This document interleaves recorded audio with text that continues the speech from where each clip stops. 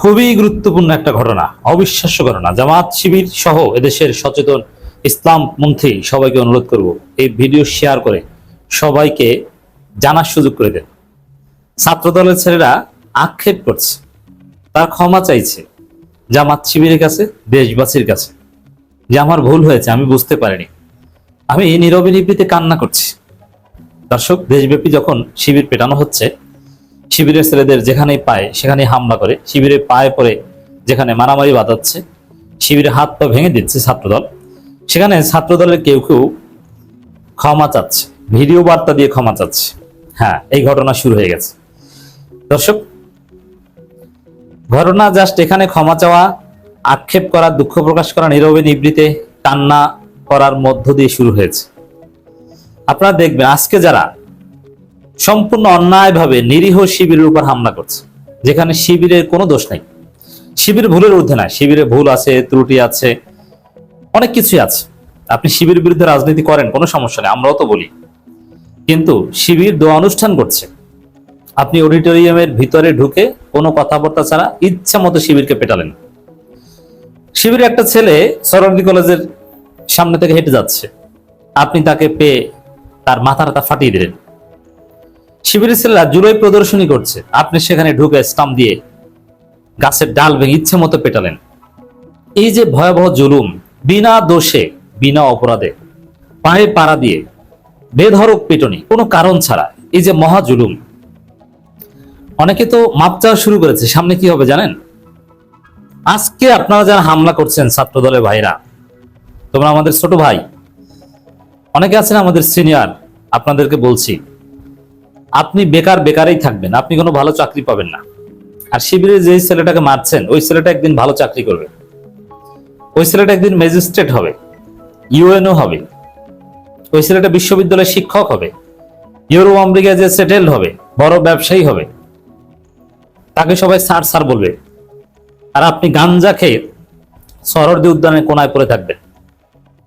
এমন একটা সময় আসতে পারে, শিবিরের যেসব ছেলেদের আপনি মারছেন, ওইসব ছেলেরা আপনার এলাকায় কোনো একটা প্রাকৃতিক দুর্যোগে ত্রাণ বিতরণ করতে যাবে, আপনি সেই লাইন ধরে ত্রাণ চাইবেন।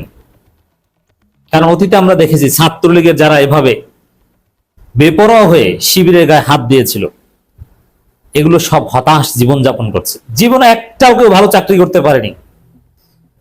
এখন তো সব পালাতক, কিন্তু যারা পালাতক ছিল না, যখন তাদের সুসময় ছিল, তখন ওই অতি আগ্রাসী যারা ছিল, তারা কেউ ভালো চাকরি পায়নি, ভালো কোনো প্রফেশন নাই, এরা হতাশ, ভালো বউ পায়নি, আদর্শ একটা পরিবার পায়নি। কারণ জুলুমের ফল কখনো ভালো হয় না।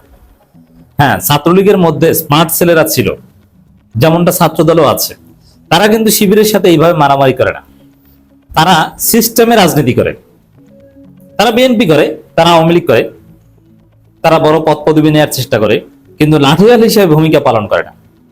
তারা একদিন ঠিকই বড় কিছু হবেন, কিন্তু যারা আজকে লাঠিয়াল হিসাবে ঘৃণ্য আচরণ করছেন, জীবনে ভালো কিছু করে খেতে পারবে না, আমি ভবিষ্যৎবাণী করছি।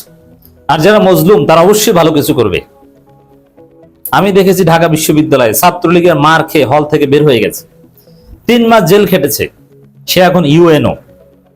আর যারা মেরেছে, ওরা ঠিকভাবে 3 বেলা ভাত খেতে পারে না, ওদের বয়স হয়েছে 34 বছর, এখন পর্যন্ত বিয়ে করতে পারেনি, কোনো প্রফেশন নাই।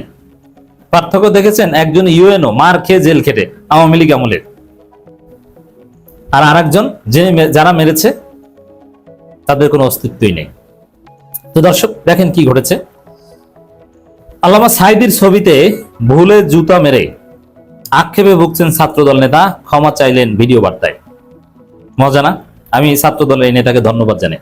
শুধু এই নেতা না, অনেকেই, বেগম রোকেয়া বিশ্ববিদ্যালয়ে আল্লামা সাঈদীর মতো কোরআনের পাখি, যাকে বেগম খালেদা জিয়া সর্বোচ্চ রেসপেক্ট করতেন, শহীদ প্রেসিডেন্ট জিয়াউর রহমান যাকে সম্মান করতেন, তারেক রহমান যাকে সম্মান করেন, বিএনপির অফিসিয়ালি যার মৃত্যুতে শোক জানিয়েছে, যাকে সম্মান করে, তার ছবিতে জুতা মেরেছো তোমরা, এই যে এখন আক্ষেপ করতে শুরু করেছে। তো দর্শক, শুধু আল্লামা সাঈদীর বিষয়টা এখানে আসছে। অনেকে বলছেন যে নিজামী, মুজাহিদ, অন্যান্য যারা আছেন, তারাও তো নিরপরাধ। হ্যাঁ, তারাও নিরপরাধ, তারাও আওয়ামী লীগের জুলুমের শিকার, কিন্তু তারপরও আল্লামা সাঈদীর বিষয়টা ভিন্ন। আল্লামা সাঈদীর প্রতি মানুষের যে ইমোশন, এটা নিজামী মুজাহিদ বা অন্য কারো প্রতি নেই। আল্লামা সাঈদী দলের ঊর্ধ্বে গ্রহণযোগ্য, যেটা নিজামী মুজাহিদ নয়। আবার আল্লামা সাঈদীর গায়ে ৭১ কোনো কাদা লাগেনি, সম্পূর্ণ ষড়যন্ত্রমূলকভাবে আওয়ামী লীগ তাকে বিতর্কিত করার চেষ্টা করেছে।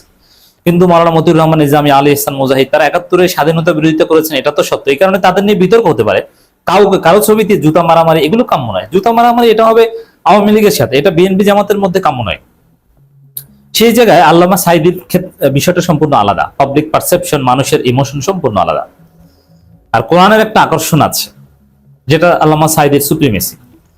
আল্লামা সাঈদীর ছবিতে জুতা মারার মতো ধৃষ্টতা দেখিয়েছে ছাত্র দলের কুলাঙ্গাররা। জামাত যেটা করেছে, যে এখানে তাদের নাম পরিচয় সহ ছবি প্রকাশ করেছে, তাদের পরিবারের কাছে বিচার দিয়েছে এবং ক্ষমা চাওয়ার আহ্বান জানিয়েছে নীরবে নিবৃত্তে। এটা কিন্তু ওপেনলি ঘোষণা দিয়ে করেনি। যার ফলে যারা এই কাজ করেছে প্রত্যেকে ভয় পেয়েছে, ভয় পেয়ে ক্ষমা চাওয়া শুরু করেছে। আর আসলেই অনুতপ্ত হয়েছে। অনুতপ্ততা ওদের জন্য আমরা আবারও ধন্যবাদ জানাই। কারণ এটা জামাতের রাজনীতির একটা মডেল, যে জামাত যদি কোনো সীমা লঙ্ঘনকারী নাম পরিচয় প্রকাশ করে যথাযথভাবে হুঁশিয়ারি দিতে পারে, তারা ক্ষমা চাইতে বাধ্য হবে। হ্যাঁ, মিনিমাম রেসপেক্ট এই সব জায়গায় থাকা দরকার। ঠিক তদ্রূপ জামাত শিবিরকেও বলবো, এবং জামাত শিবির এটা আমল করে। এটা বলা লাগে না, আমরা বলার আগে আমল করে।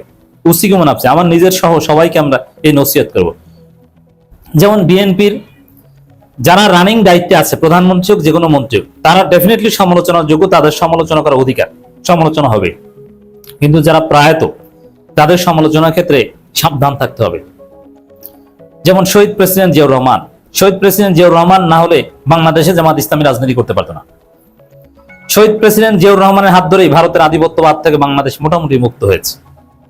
ইসলাম পন্থা আবারও সামনের সারিতে এসেছে। অতএব শহীদ প্রেসিডেন্ট জিয়াউর রহমানকে সম্মান দিতে হবে, এটা জামাত দেয়। শহীদ প্রেসিডেন্ট জিয়াউর রহমান এইভাবে উচ্চারণ করে, তার জন্য দোয়া করে, তার জন্য জামাতের কর্মসূচি থাকে।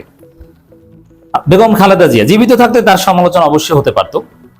তিনি প্রায়ত, খালেদা জিয়ার মতো ভদ্র ডিসেন্ট রাজনীতিবিদ বাংলাদেশে বিরল।